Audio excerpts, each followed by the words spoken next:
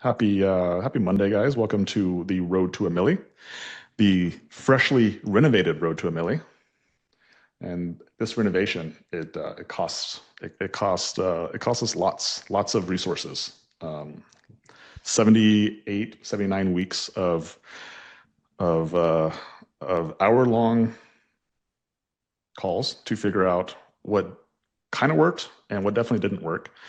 And so the format of these calls have changed. And last week was the first one, and we did a bad job of explaining the format, so that way you guys could actually continue to get more value from these calls by being more interactive by asking questions. And so Katie's going to ensure that we have a little bit of time at the end of this call to be able to answer some of you guys' questions throughout this call, so that way you guys, like when something pops up and you want clarity on it, you need a little bit more context. You have a specific situation about something we talked about today, that you guys can actually get an answer to that question. Now, mind you, this is not general Q&A. This is not general. We have general Q&A inside the coaching community. That's on Wednesdays. And so if you want general Q&A, go to that. But if you have a question on specifically the topic we're talking about today, which is the 5 personal skills required to build our business, you have the opportunity to get that question asked and answered all on this call today. And so make sure that you guys are in the chat, you guys are participating, and Katie and James are going to be scouring the chat for a couple of questions that we can get answered by the end of this call, to, again, try to make these calls as valuable as possible, because just sitting behind the computer consuming is not value, right? You might as well just go watch Netflix, okay? Might as well go watch a sports event, right? Like, inherently nothing happens if you just consume. The value comes from when you're able to hear a concept, hear a strategy, take an idea, and be able to implement it, to be able to execute it, to be able to try it, to be able to make a freaking mistake in your business with it. That is valuable, okay? That is valuable. More valuable than just consuming a podcast or a call like this or reading a book. Okay. The value is in the implementation. And so the goal is for me and Katie to be able to try to create as much clarity around the strategy, so you guys feel like you have enough of the vision to be able to execute, so that way when you do the strategy, the tactic, the thing, you're able to recognize what ideal outcome is supposed to look like. And if you don't happen to achieve ideal outcome, which, by the way, the probability of you doing it is very, very low, at least you'll know why. And if you understand, why it didn't work, that is valuable. And it's every rejection, it's every no, it's every time it doesn't work that gets you closer to figuring out why it does work. And once you have it work, and once you get it to work once, that's how you get it to work again and again and again and again. And it's how you create consistency. And that's ultimately what a system creates, is it creates consistent results. And so that is really what Katie and I can offer, is a system of processes and systems that work. The second piece of that is, can you get them to work? Because while one thing is the system, the other part of the equation is the skills of the operator. And that's really what we're talking about today, is the skill of the operator. And so system, important, but skill, equally important. Okay. And so for all you guys who have come to Decking today, or some of you guys who are coming to Decking today, this is actually something that we're going to spend a lot of time on. We actually have a whole presentation dedicated to the personal skills required to build our business. So I'm actually taking a little snippet from that presentation that people pay thousands of dollars for, and we're going to talk about some of these personal skills at a very vague level, but a level that you can actually take and understand and be able to comprehend and be able to take action on today, that you can start to have clarity on what skills that you have deficits in, and so how you can close those deficits. And when you close the skill deficit, that's how you close the money deficit on your business, going from 20,000 that's currently doing 20,000, 30,000, 40,000 to how you get it to go to 60, 70, 80, 90, $100,000 a month. Okay. All right. So let's talk about some of these personal skills. Kitty, do we got personal skills that we're going to share today? I'm really excited for this one. Yes. Uh, the system is amazing. The system works. The system is proven. The system has helped hundreds of business owners. And the most consistent question that I get from anybody who applies to work with us is, what's the average result? Like, what is an expectation that I can have for the outcome? And it's amazing because the answer is today. The answer is the system is proven, the system works. It is the who behind the system that will vary the results. So how much are you willing to sacrifice? How much pain are you willing to endure? How much are you willing to fall on your face and get back up and try again? That will ultimately create the outcome of your success. So how quickly you And want to scale all comes down to your personal skills. yeah. And those personal skills, we also think about them in the standpoint of what you have now, but some people come with skills beforehand.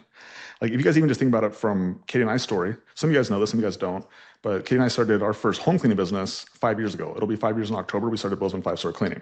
Okay. And by year number 3, Katie was able to take that business literally from $0, zero reputation, zero experience in the business. And she built a $1 million cleaning business in 3 years. Now, Katie had skills, right? And one of Katie's best skills, and some of you guys know this, was she married rich. No, not rich in money, but rich in work ethic, rich in determination, rich in consistency, and rich in just in the willingness to do whatever it takes to learn the skills to eventually become rich. And it was funny, Katie and I talked about this a little bit yesterday about being motivated. And Alex put this so well. And I was like, that resonates with me. Like I was actually never really motivated to really be rich and to like want lots of things. I was just very motivated to not be poor, to not be broke, to not have to be told what to do. Very, very motivated by that. And so my desire for riches was not to buy lots of fancy things. Like after I bought fancy things, I just like, it doesn't get me. But you know what does get me? Is when I can just tell somebody, no, I don't want your money. And I will be just fine. And I will still be able to buy groceries. I'll still be able to live my life. And I can just say no. One of, some of you guys might know this, but I used to do a podcast many, many years ago. I used to do a podcast. And one of the last person I interviewed was a guy named Matt Higgins. And he was a shark, right? How many of you guys ever seen this show Shark Tank? Ever seen that show? Shark Tank. Such a good show. It's on NBC. Okay. And the whole show, if you guys haven't seen it, is a show about these investors who get pitched by these small business owners, their products, their businesses, and then the shark goes and he invests money into the business. And so I interviewed Matt Higgins, and he was a guest shark. So he wasn't one of the people who were on there every single week. He wasn't like the Damon Johns, the Mark Cubans, the Lori's and the Barbaras, but he was one of those guests, right? So if you guys ever watch it, you guys see the show enough, they have like these guests who come in, okay? And so he was a guest, and I was able to interview him a couple years ago. And I was actually very fortunate. Actually, I did a one-on-one Zoom with him too, which was just a cool experience. But super cool guy. But one of the things he talked about on that podcast was FU money. And so that's where the term comes from. Is just like, to me, getting FU money was a bigger desire than having the money to like buy things. I just wanted to be able to say, FU, I don't need your money. I can just say no. And I think understanding like what really drives you can also help you have clarity on the willingness to sacrifice to get to whatever your goal is. Because if somebody would have said, hey, you can like buy all these fancy cars and you can go on trips all the time and you can live wherever you want, I would just be like, no, I don't want that. I don't care. But if you can say you can tell anybody no, yeah, that's exciting. that gets me going, right? Freedom, really, like freedom. And so understanding what you guys are fighting for, I think, is important. It really is important. Okay? Understand what And drives you. sometimes that is actually what you don't want. So in this example, Logan didn't necessarily his desire, his pull was not to actually be rich, but it was I'm going to not be poor and I'm going to do whatever is required for me to not be poor. Yeah. And ultimately just understanding, are you willing to do what's required? And Katie was talking about a post by this guy named Sharon about how he was struggling to write a book because his desire with the goal, just like his actions weren't lining up with his desire to the goal. And I think for everyone here, just understanding like what your desires are and what your goals are, having clarity on those, it really is important. And that's why the desire to build in our business, like I'm setting that goal for you guys because what I know that some of you guys do know, there's a couple people on here who have built in our businesses, which is really cool. You guys should talk to the people who are on here who have actually built in our businesses from zero. Okay. But what we know and what some of you guys are learning is that $1 million business creates freedom. It creates the freedom to tell people F you, but it also creates the freedom to buy things. And you're probably on one end of that spectrum. You're probably somewhere in between, right? Because at $1 million business, there is enough revenue to have enough profit, enough left over in order for you to pay other people to operate the business, which gives you time freedom, and also enough profit, as long as you're okay making a couple $100,000 in income, to also buy the things that you want to buy. Okay. Now, everybody wants the outcomes. They want the time freedom. They want the money freedom. But Katie, what is required in order to actually attain those freedoms? What are we talking about today? Skills. Yields, skills. As I help more and more people who now built $1 million businesses and their businesses are making money, now I start to help people more with the financial aspect of it. So now we're talking about they're making $20,000 a month. What do you do with $20,000 a month? Right? And we talk about filling certain buckets up. And then once we fill certain buckets up, then it's like, now I have extra cash. Now what do I do? Well, now we gotta talk about taxes. Now we gotta talk about how do we pay, like, when do we start buying assets, as an example? Okay. And so it becomes like this like once you solve one problem, you have another problem that pops up. Okay. But everything comes down to skills. Everything comes down to skills. And so right now, everybody wants to buy the real estate. They want to buy the hard asset. They want to be able to invest in stock markets. They want to invest in like things. And I'm only speaking from experience. Katie and I have purchased over $10 million of real estate in the last 5 years. And I would not recommend anybody doing that in that sequence. And what I would recommend, like what actually has held Katie and I back from getting to this point quicker, is we actually bought these tangible assets and we should have just invested in our income. And so while we were able to acquire tangible assets, it was at the expense of us investing money into learning the skill of just growing our income. And so up until the last couple of years, actually, Katie and I haven't made a ton of income.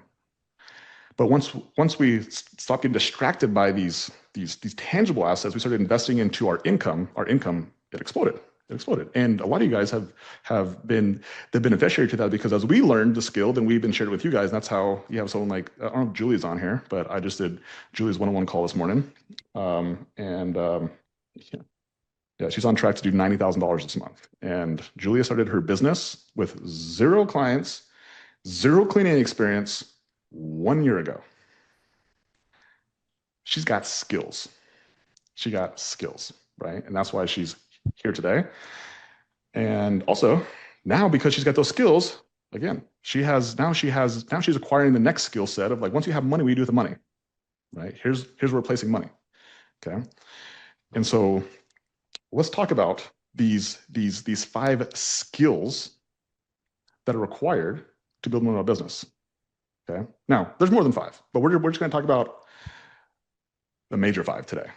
Okay. And if you guys ever happen to be able to come out to Deck in a Day, we'll share with all those skills with you, and we'll go into great detail, because if you have clarity on these, you understand what they are, then you can actually focus on closing the gap on these skills every single day. And Every single one of them are required in order for you to actually be able to build that $1 million business. Like one deficit in one of these skills will hold you back. And I So, think it's important as we start going into these skills and sharing with you guys these top 5 skills, it is not you have them or you don't. It's not binary. It's not like I'm not this, I don't have this or I do have this, but to what degree do I have this? And to what degree do I have this in the avenue of business?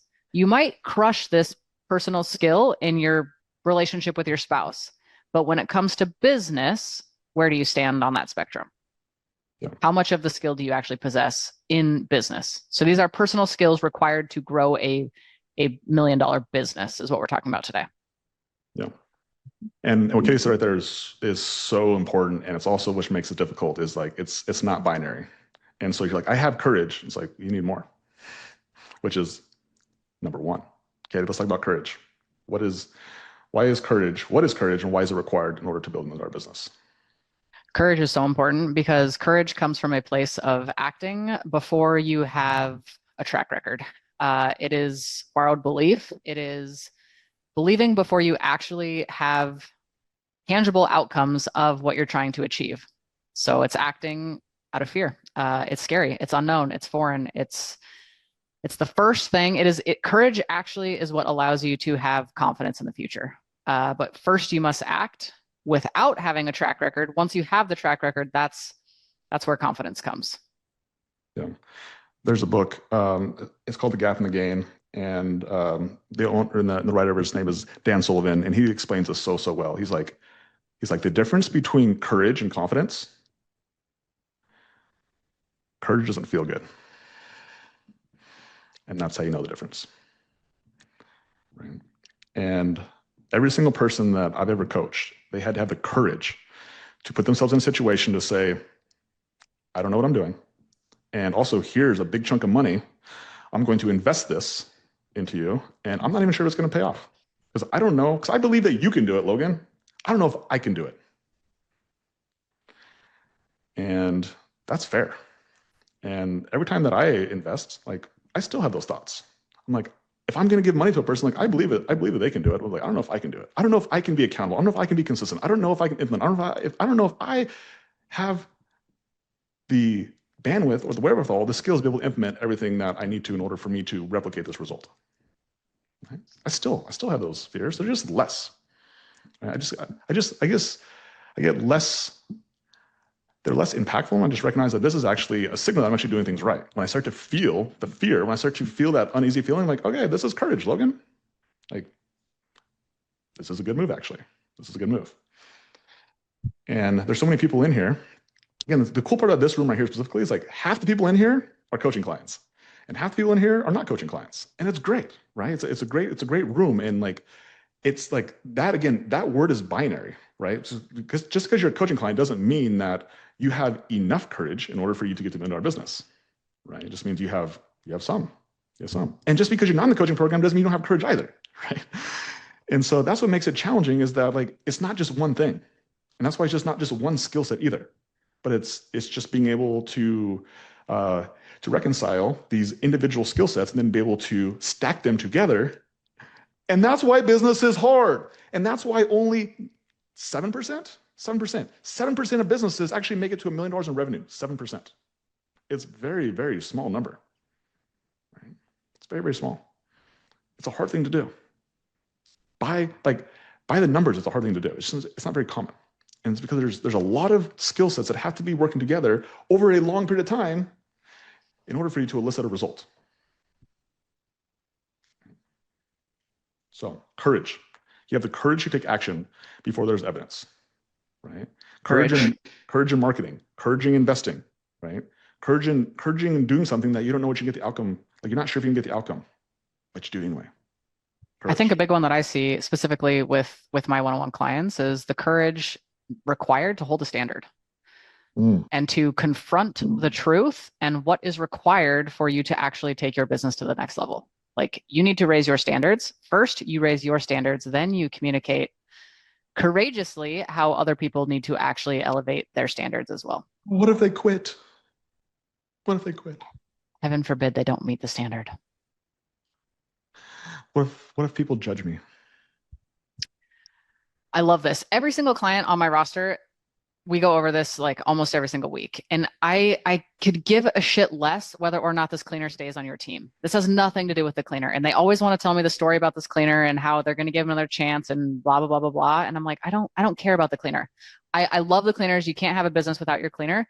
But this topic of conversation today is about the skills of the owner more than the skills of the team. Your skills as an owner have to be bigger, better, more convicted than anybody on your team. So it takes you as a leader going first, acting out of courage, so you can provide an opportunity for them to also raise their standard and potentially raise your future cleaner standard. And then when you have onboarding 2 cleaners every single week, it just gets easier because you're like, I can hold the standard. But at first, when you don't know how to hold a standard, you have to act despite that fear and raise your own standard first. So good. It's so good. That right there, guys, that was so good. That is so valuable, is when somebody starts to talk about their fears of doing something. It's never about the person. It's never about the employees. It's never about the coach. It's never about the external thing. It's always about them, right? And like, it doesn't matter about the situation. It's not the client or the cleaner. It's like you. And I think that's what Katie just showed, is like, you have to have the courage to hold the standard for clients and cleaners and other teammates on the team. And if they do not want to meet the standard, that's okay. And that's freedom. And so that's the freedom. Sometimes that's the freedom. That's the freedom that's required in order for you to get the other freedom that you want, which is, well, time and money freedom. Again, like, there's a sequence to freedom. And the freedom is just like, here's the standard, be here or not. I'm okay either way. And if you do want to be here, let's create a strategy in order for you to meet the standard. If you're not, that's okay. There's a better job out there for you. There's a better service out there for you. There's another cleaning service that could work better for you. You guys are like, we are not the only cleaning service. We're not the only employer for everybody. And when you come from that place of freedom, a lot of people are actually attracted to that. They actually want to be a part of that, including yourself. You want to be a part of that too, most importantly.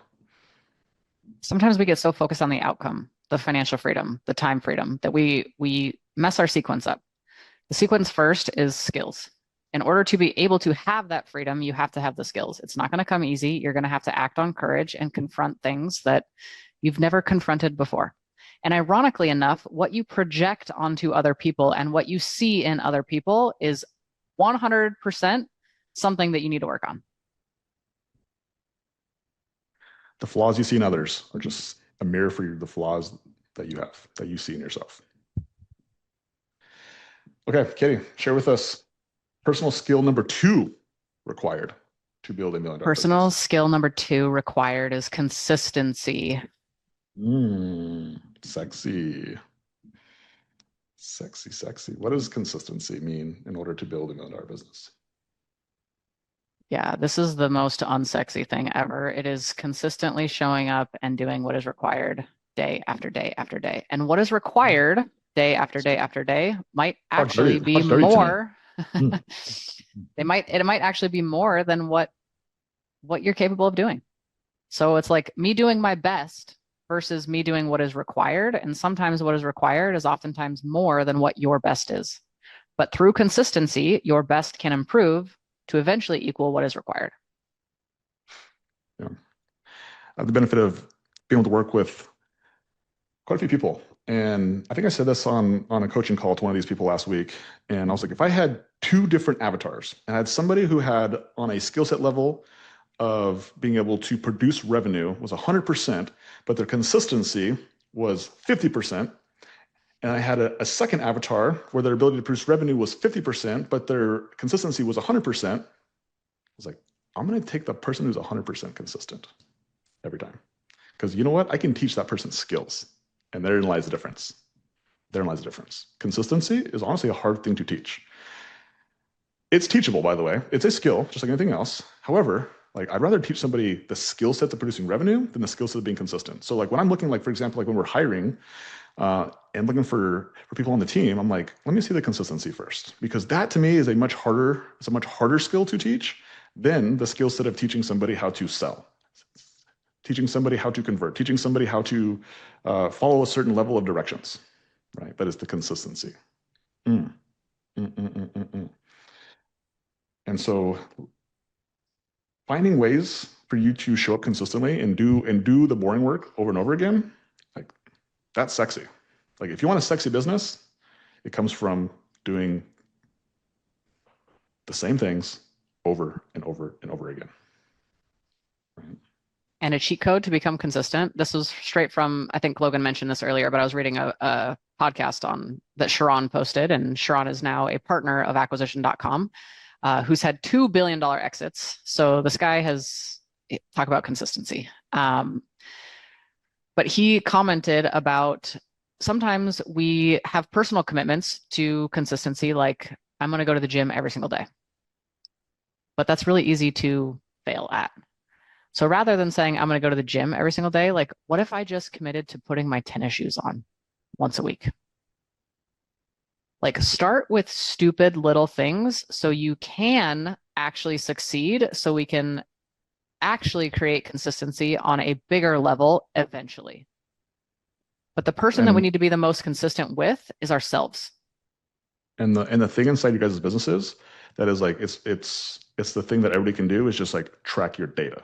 Like don't worry about moving the needle on the data, just track the data. Like that's the thing you can do every single week. That's so good. That's your like don't worry about trying to move the data. Don't try to worry about the outcomes of the data. Just track the data. And that's why the vision sheet is one of the most important tools that we use for the coaching program. And I don't necessarily care where you're starting. I don't care how much money you're spending on marketing. I don't care how many cleaners you have. Just fill it out. Like just get the thing filled out. That's all I gotta do. Just fill it out. And if you do that, then we can move to step number 2, as Katie would talk about. Once you put your shoes on to go to the gym, then you just got to get your keys and drive to the gym. And then once you're at the gym, then you got to walk in. And then once you're in, how many of you guys have ever regretted actually working out? How many of you guys have regretted actually like making progress? And so we just got to find these little milestones that get us closer and closer to the point where it's like, yeah, okay, I've done enough. I've done enough that I might as well just go through with it. Okay. Yeah, tracking data is so important. It is putting your shoes on before you can go to the gym. So if any of you guys are in the coaching program, how many of you have showed up to a vision meeting where your vision sheet isn't filled out? And what do? That's right. We put the dang shoes on. We put the shoes on with you. We tie your shoelaces.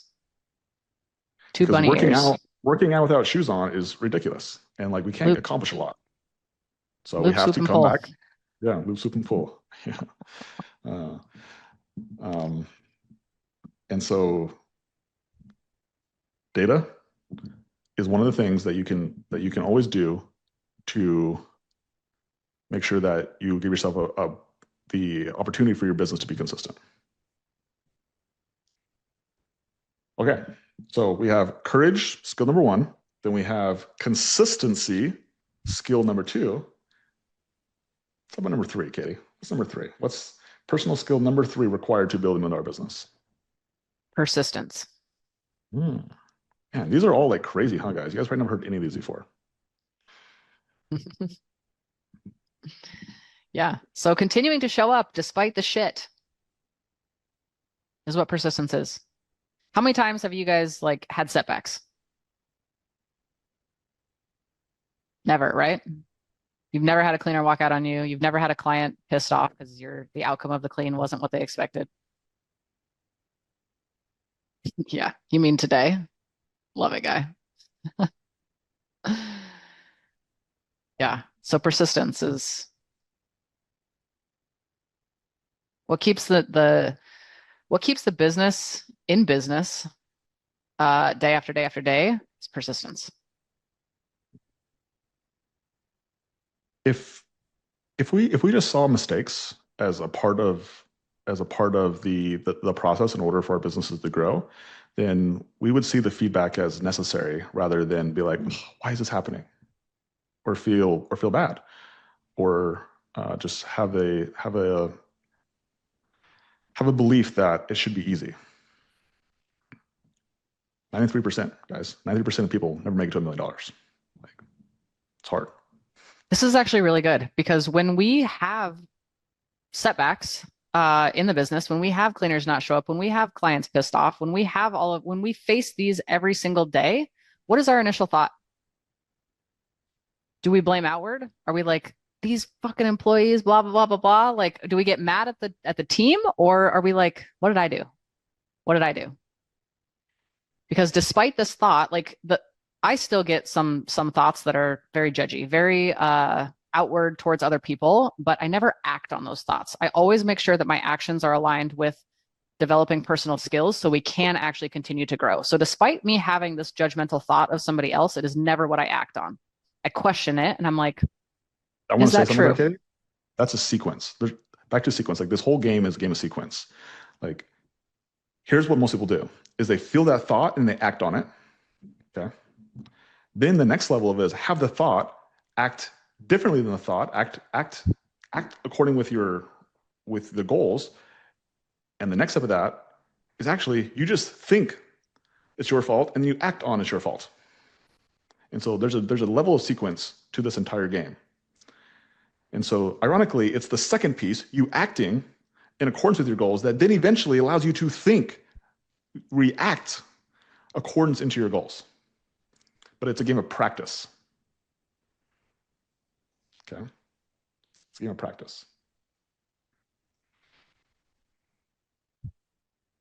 Like persistence is the ultimate math game.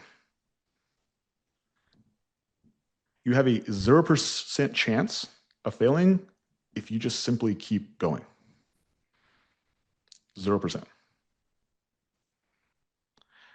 Now, like everything, there is a nuance to this too, because quitting, just like Kate talked about before, is also not binary. It is not yes or no. And this is my favorite part. This is going to get some people, right? Maybe some of you guys are on here. Maybe some of you guys who are listening to this as a podcast, okay? And those people who really want to get is that quitting doesn't mean shutting the business down. Mm-mm, mm-mm. Quitting means turn off your marketing, stopping hiring clear. It means stop learning. It means stopping investing your education. It's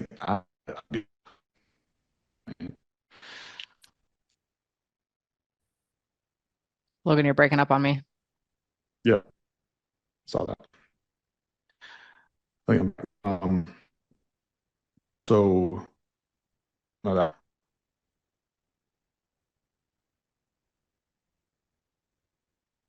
He's frozen. yes. I You're you're still coming in and out. You're like every third word we hear. I don't know what he was talking about, but I'm gonna continue with my own thoughts that are pouring into my brain. I don't know if any of you guys have ever heard of Kate Byron, or Katie Byron, I think is her actual name, but she goes by Kate.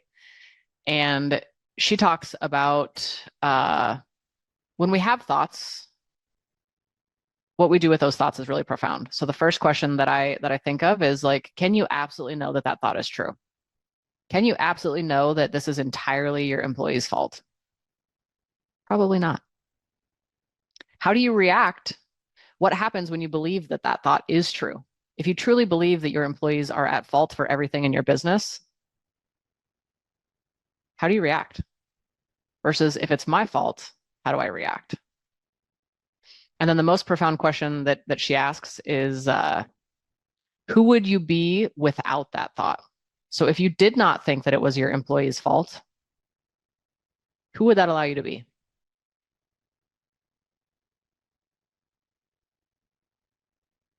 I love Kate Byron. If you guys haven't ever listened to a Kate Byron podcast, she's amazing when it comes to helping you work through your own thoughts, and just questioning everything. Like we have so many thoughts that come into our brain every single day, and we have so many decisions that we can make based on our thoughts, and not all of our thoughts are true. We do not have to accept every single one of our thoughts.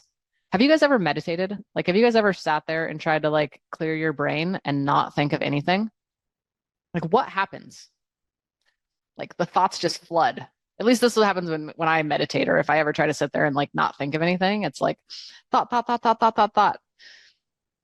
And the coolest thing is to just try to sit there and actually not have any of those thoughts not attached to any of those thoughts. Just let them come and go.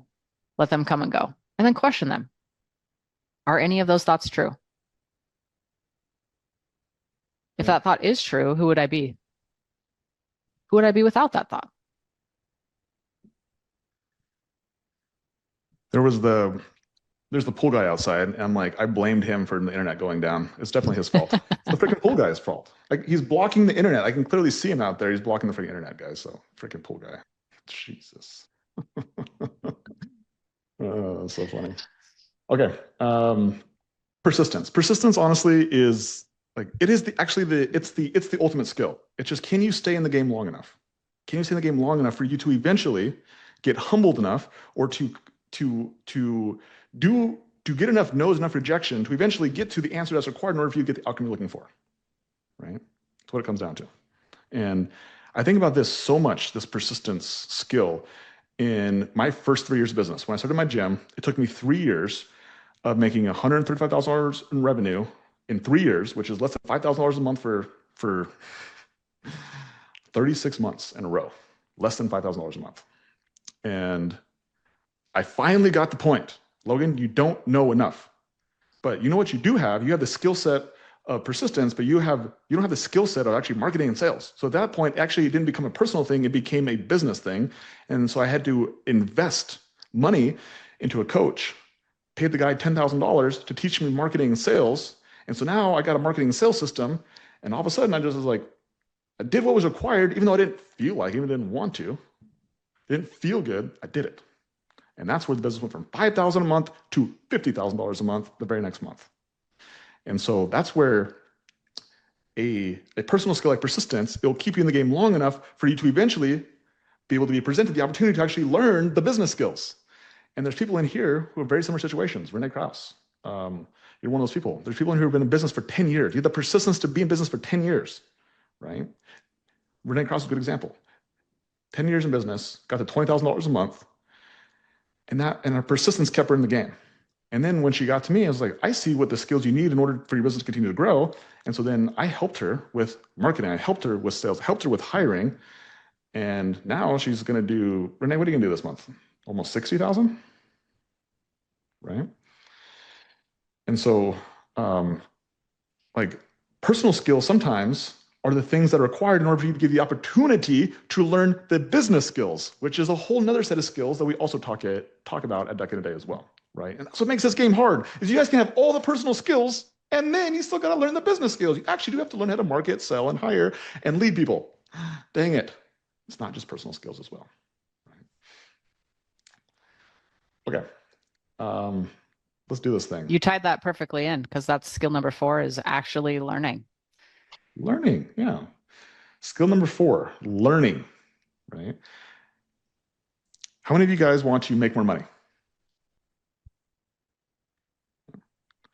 Cool. If your guys' goal was to learn more skills, you would make a lot more money. And that's the problem with business, is that everybody getting into business, including myself, started in this business to make more money. But if the goal was just to get more skills, I would have been a lot richer, a lot faster. And so when my kids, when they talk about how to make money, I'm very quick. I'm very quick to help change their thought processes. Be like, don't worry about making money. Worry about skills. Like, what skills can you learn from this job? What skills can you learn in order to make you more valuable? And if you come in with that frame, you see life differently. You'll see what the 7% of people who make it to $1 million actually eventually see, is that your skill sets, that is what pays you the $1 million, is your value of what you learn and how you're able to take what you have learned and put it into practice. Okay.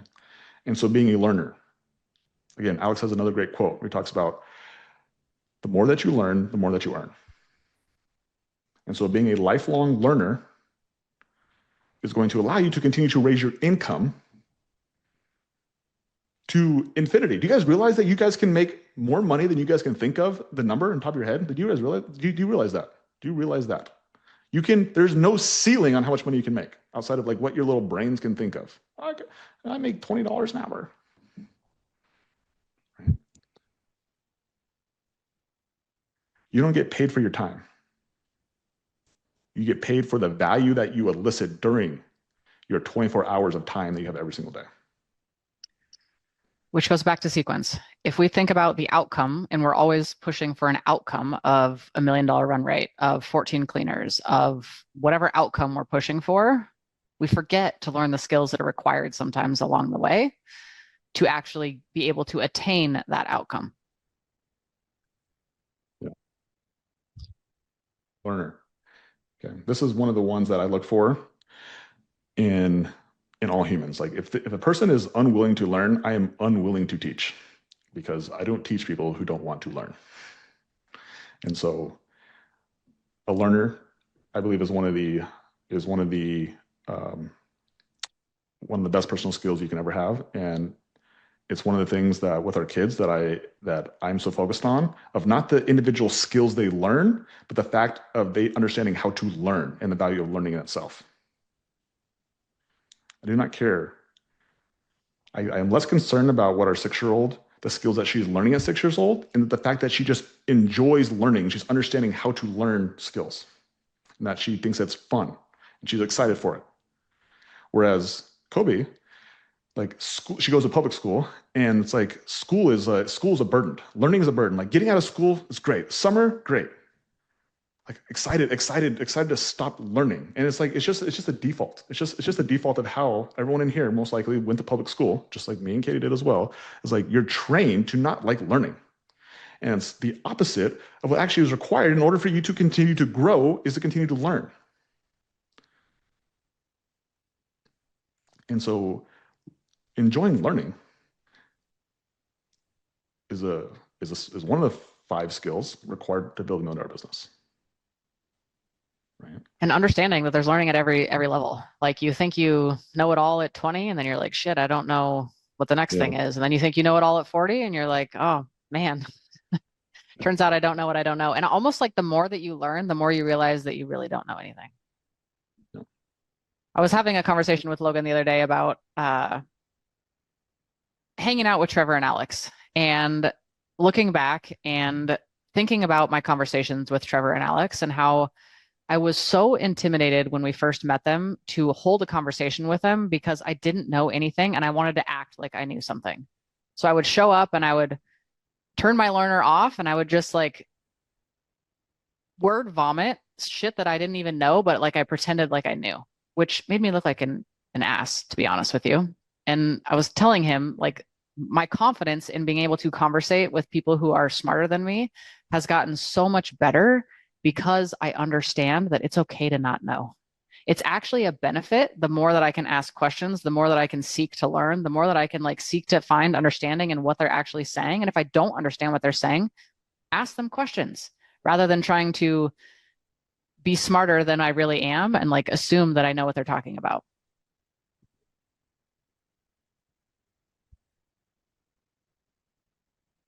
You should write that shit down. That will give you so much freedom in life. It's not to have to pretend to know shit, and instead admit and be humble enough to ask questions. That'd be the best advice on this entire call so far. Which is ironic, because going back to like public school versus private school, like Lainey has no problem asking her teacher questions for help because she's in a private setting and there's not like this judgment that's being honed in on her. But in high school versus middle school versus elementary school, like in elementary school, how many kids, when the teacher asks a question, shoot their hands up because they know the answer? They get excited because they think that they know the answer. But in high school, it's like popcorn reading. It's like, don't call on me, don't call on me, don't call on me. I don't want to have to read out loud. Like, why? Why do we stop? Like, where's that transition to not wanting to learn and like look silly and ask questions and not know the right answer, but seek to learn and develop that skill? I don't want our kids to ever lose that. Puberty. That's when that happens. Puberty. All right. So we have courage, we have consistency, we have persistence, we have learner, and then number 5, Katie, what's the number 5 skill in order to build another business? Self-control. Mm. What does that mean? What does actually self-control mean? Self-control means despite having thoughts, feelings, emotions of, I don't want to do this, this is too hard, this sucks, this whatever, is actually just aligning our actions with the ultimate goal of learning the skills that are required at the next level.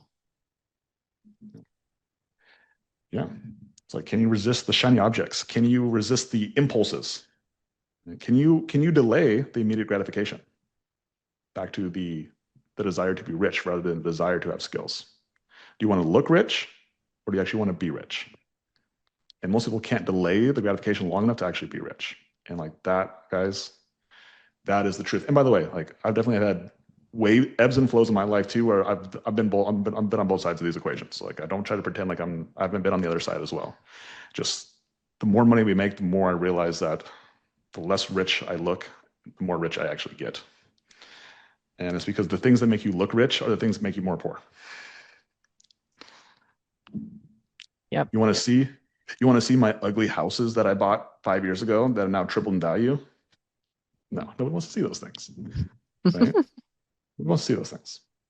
Right? Let me show you my brand new car, or my trip that I just went on, or my fancy watch, or whatever thing that you believe you get status for my fancy bag, right?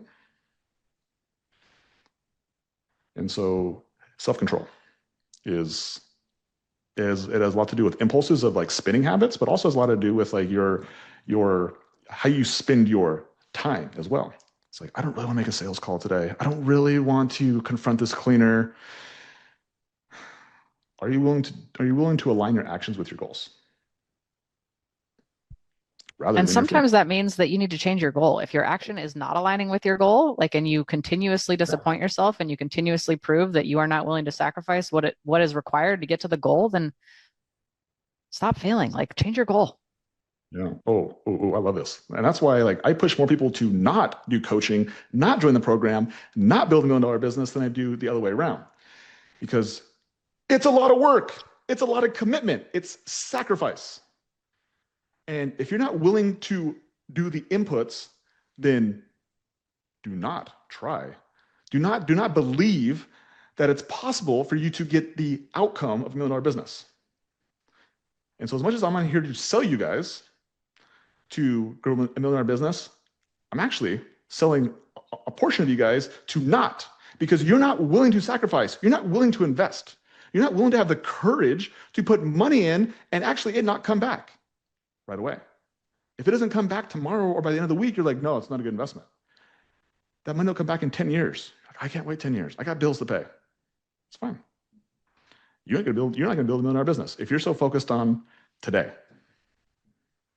One thing that Sharon podcast taught me, which was really cool, he wanted to write a book for like a decade, and he would like vaguely mention it on podcasts and on public speakings and just be like, I'm writing this book, I'm writing this book. He eventually hired a ghostwriter, wrote the book, had it like on his shelf in one published form, but never actually released it to the public. And he was like, it just never, like, I don't know why, but I had this like feeling inside of me that was just never right. So he asked himself if he removed the praise that he would get externally or the ability to put author next to his name, is writing a book something that he still wanted to achieve? And the answer was no. So he never published the book. But I think sometimes we get so fixated on proving to somebody else besides ourselves what success looks like, what we desire, what like our goals are, that we forget to like figure out what we want. Or in Logan's instance, what he doesn't want. He doesn't want to be poor. Therefore, the only thing that he's going to execute on is everything that's going to make him rich. Yeah. So it's really important. Like, again, to build $1 million business, it requires a lot of sacrifice, a lot of pain. And so if your goal is not freedom, if your goal is not to have the freedom of money to be able to walk into places and have choices, more choices, the freedom to be able to be able to pay somebody else, to be able to operate your business, then like it's not worth it. So don't do it. Like just continue to work hard, basically have a really high paying job and just keep doing it. Right? Because the sacrifice isn't worth it then. Right? But if you do want those things, if you do want money freedom and time freedom, then that's what this system is for.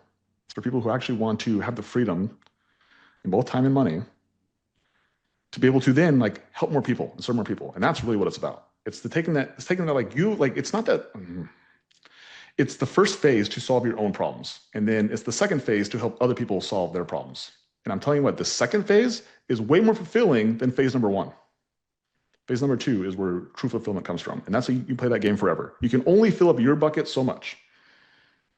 And that's why people who become successful, the people who you know, like, it's because they're helping other people achieve their goals as well. Okay. And so one of the things that has been like that's really fun for Kate and I is to help other people also hit $1 million businesses, also become financially secure, comfortable, and then we'll start to see some people hopefully soon become rich as well. Because like, that's freaking cool. It's so cool to see somebody else achieve these milestones, somebody else be able to transform their life. That is fulfilling. But it only can happen if you have done it first. Back to the sequence game. And so, James, I just dropped a new video, I think last week or 2 weeks ago, of one of our coaching clients who went from, it was actually one of Katie's clients, went from, I think it was like $10,000 a month to $60,000 a month using this system. And again, they had to go through the steps of learning these personal skills. But James will drop the link to the stories. And there's quite a few other stories on there as well.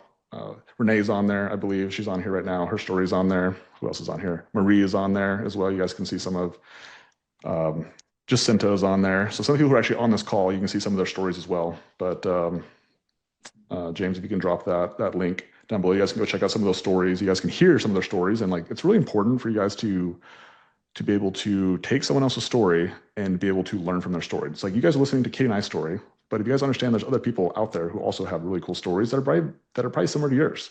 And the more that you can latch on to stories, the more that you can see your story through mine and Katie's stories, through Renee's story, through Marie's story.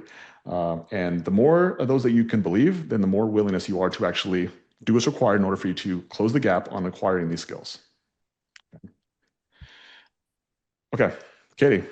Give me a question here. We got 5 minutes. We're going to get to one question a day, which is great. So it's more than we got to last week. Next week, hopefully we'll get to more questions next week. I think we might be able to answer too. So somebody drop another question. When you're going from $20,000 to $40,000 a month in your cleaning business, which skill out of these 5 is the one that is sharpened the most, and how? Oh, it's number 1. It's courage, man. You never been there before. So you don't know if it's possible. You don't know.